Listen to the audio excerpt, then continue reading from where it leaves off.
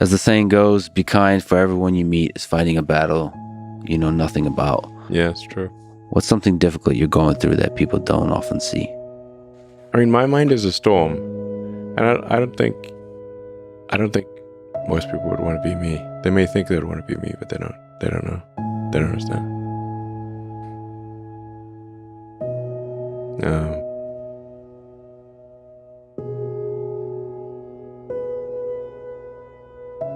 How are you doing?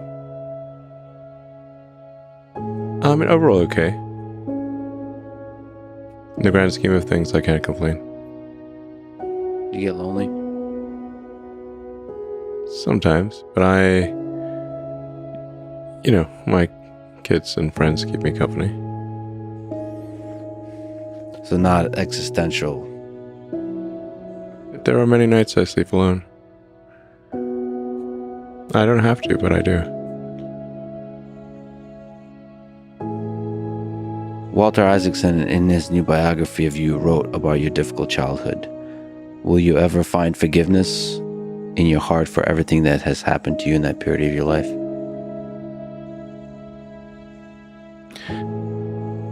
What is forgiveness? I do not,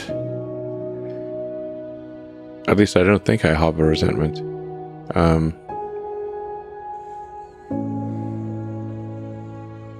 So, nothing to forgive. You know, forgiveness is difficult for people. It seems like you don't harbor the resentment. I mean, I try to think about like what is going to affect the future in a good way, and holding on to grudges does not affect the future in a good way. You give a lot of people hope, and a lot of people look up to you. Millions of people look up to you. If we think about young people in high school, maybe in college, what advice would you give to them about if they want to try to do something big in this world, they want to really have a big positive impact? What advice would you give them about their career, maybe about life in general? Try to be useful. Do things that are useful to your fellow human beings, to the world. It's very hard to be useful. Very hard. Are you contributing more than you consume? Can you try to have a positive net contribution to society? I think that's the thing to aim for. Not to try to be sort of a leader for the sake of being a leader or whatever. A lot of the time, the people you want as leaders are the people who don't want to be leaders. So, if you can live a useful life, that is a good life, a life worth having lived. And like I said, I would encourage people to use the mental tools of physics and apply them broadly in life.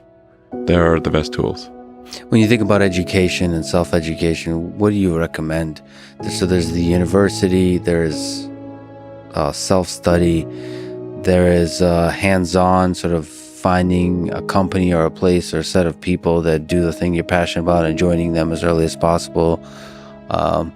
There's taking a road trip across Europe for a few years and writing some poetry. Which trajectory do you suggest? In terms of learning about how you can become useful, as you mentioned, how you can have the most positive impact.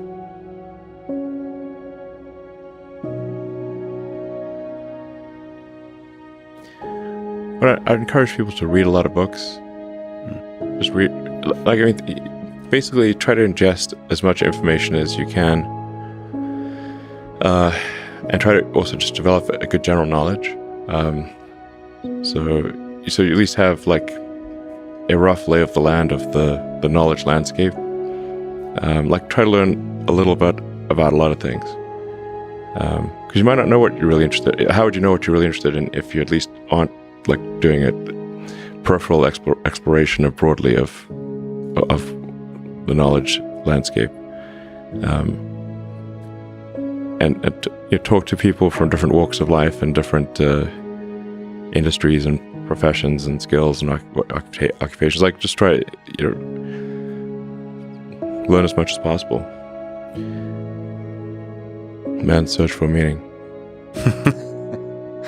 Isn't the whole thing a search for meaning? Yeah, what's the meaning of life and all,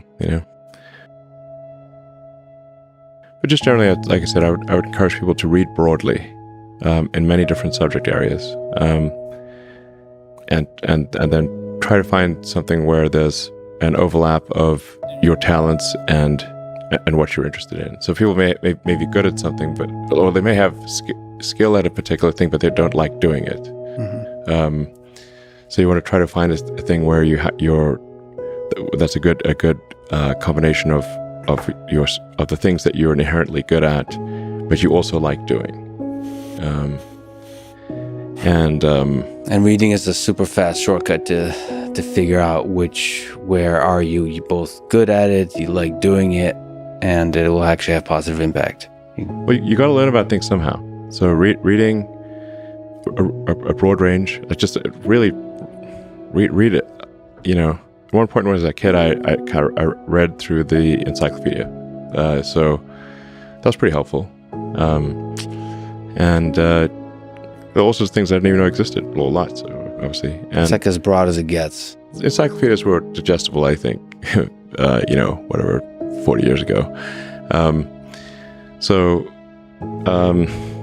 Maybe read through the condensed version of the Encyclopedia Britannica. I'd recommend that. You can always skip subjects where you read a few paragraphs and you're not interested, just jump to the next one. So read the encyclopedia or skim through it.